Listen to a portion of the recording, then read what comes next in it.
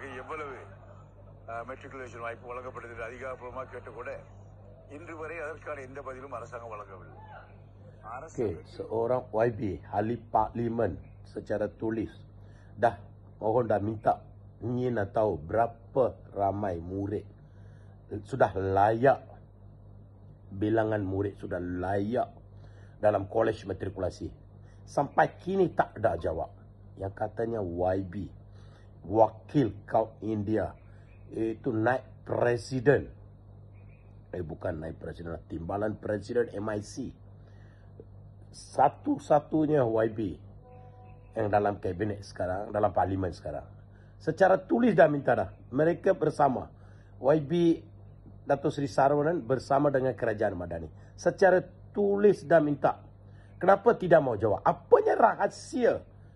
Kita ingin nak tahu. Menteri Fadlina Siddiq, Menteri Pendidikan ataupun Pengajian, dia pun tidak tahu ataupun tidak mau bagi tahu.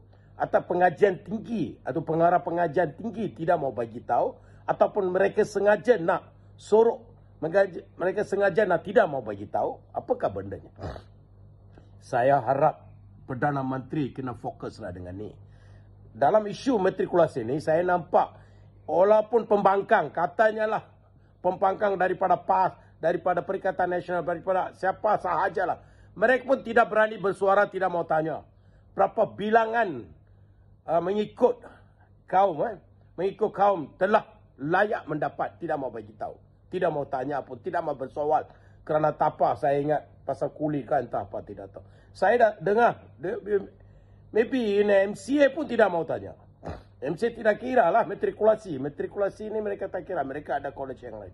Tapi Perdana Menteri dan juga anak Perdana Menteri serta siapa sahajalah, terutamanya pemimpin-pemimpin Melayu, kalau mereka dapat ceramah dengan kaum India, mereka pasti kata kaum India yang termiskin, terpinggir, mereka harus diutamakan untuk menarik sokongan kaum India, menarik untuk mendapat hundi, tak kira daripada parti ataupun tak kira dalam pilihan raya umum, di mana sajalah mereka kata.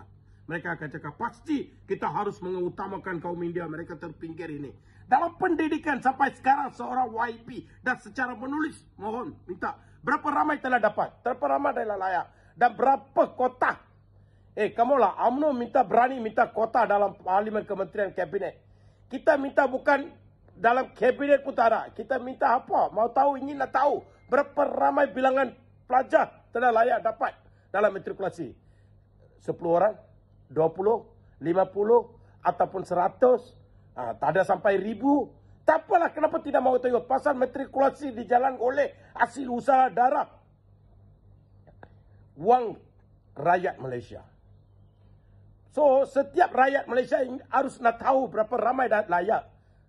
Betul tak? Ini bukanlah private punya.